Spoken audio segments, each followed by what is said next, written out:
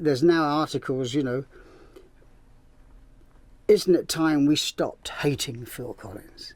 And I, you know, which is good, which is nice, you know, but I'm thinking, why do people hate me? You know, why is Phil Collins one of the most vilified rock musicians? I think, vilified, am I? Wow. I thought it was bad, but I didn't think it was that bad, you know. Phil Collins now has gone from being one of the most reviled musicians, songwriters, to actually being the pillar of, you know, like modern culture or whatever it is they say, you know. And so with every kind of good thing, it's like they say that, and I wonder what happened? How did this happen? Was it just because I was keen?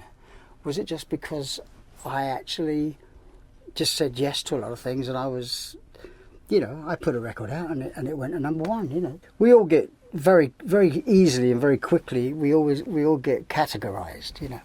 I'm the one that does the soppy ballads, you know. And really there's a couple of soppy ballads on each record, you know, that just happens to be on my records. But they're not all soppy ballads, you know, there's other stuff going on as well. But because sometimes those soppy ballads are used as singles, that's what Phil Collins is doing, you know. All he's capable of is One More Night and Against All Odds, you know, and there's none of the other stuff. And you become known as that. And really underneath that, you know, that umbrella, there's a lot of other little umbrellas.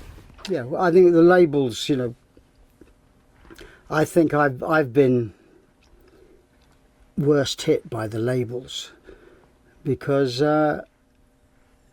people tend to generalise, you know, in their day-to-day life. They can't, you know, when they're asked a question or when they're giving an opinion, they don't sit down with any great depth of opinion and think, now let me think about this. They just say what they know, and you know, you can turn on a radio station anywhere in the United States and hear a Phil Collins song a couple of times in an hour, and you can bet your life it's going to be Another Day in Paradise, Against All Odds, One More Night, or Groovy Kind of Love, you know. And that groovy kind of love, which people forget because why should they remember? But it was a piece that was done for a movie. I didn't write it, which a lot of people don't think. They think I wrote You Can't Hurry Love, but I didn't write Groovy Kind of Love. I sang it in a way that would have been appropriate had it been on the radio in the 60s for Buster. It was made for a specific reason.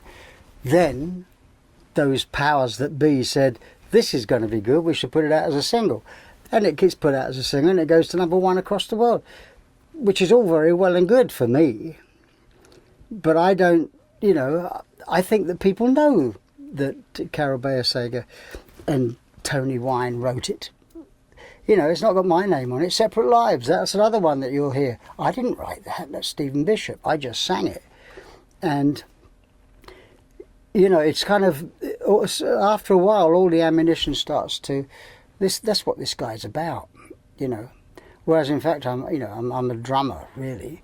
That, and In the Air Tonight is just as typical of what I would do as maybe One More Night, but it's not only One More Night. There's a balance, you know. And I found myself in recent years throwing out an awful lot of stuff, or my critics would say a lot of awful stuff. A lot of stuff that could have been a hit record because I don't want to be tarnished with that, you know. I mean, if ever I come across something that's, you know, it could be a big ballad, I think, oh God, forget about that. Done that. You know, and that's only going to add fuel to the fire. You know, I've always been trying to break out of this box that people have kind of put me in. And really it shouldn't matter, because if people like it, that's okay. You know, it's just that when you're thought, that's when people think that's the sum total of what you do. can be a little bit, you know, bit of a shame. There's a big influence here by all this criticism, which it seems very snide. Was it because Phil Collins was too popular? I mean, is that the tendency for people to knock down the most popular, most successful? You know, is that what we do? I think that there's, well, you know, we do it in different ways. In England, it's probably like that. But England is a small part of this world, and you know, I think that, I mean, there was a period, you know, and if people don't like the 80s because of all the other things they didn't like, you know, I've become like Thatcher might have been, you know, because there was always Susudio, there was always Another Day in Paradise, there was always this, there was always that, and I was always around. I like to sort of play with my heroes, you know, whether it be Philip Bailey and Earth, Wind and Fire, and Eric Clapton and John Martin, and, you know, people, Robert Plant, you know, the list is huge. I'm reading things telling me that, you know, Beyonce's listening to Phil Collins all the time and that sort of thing. I'm reading their stuff on the net, you know. I'm wondering whether you can, you know, just put that aside now, and sort of say, well, you know what? Yes, well, I mean, I can't, contrary to my just that little rant I did, I'm better now. You know, I mean, my reaction to a lot of it was, oh, I think I'll just stop, because it seems that I can't really do too much right. I need the money, and that's never been really a motivation. So, you know, I'd rather not cloud the issue. I just do nothing, you know. And, you know, maybe I'll write, I am starting to write again, but I don't care if I just send CDs to my kids, you know, who want to hear what I'm doing. And I'm very proud of what I've done. So when I've got a newspaper cutting on my coffee table, you know, like in the apartment, which Dana gave me the other day, saying about Beyonce, and saying, you know, Miley Cyrus and a couple of other people, Lord, you know,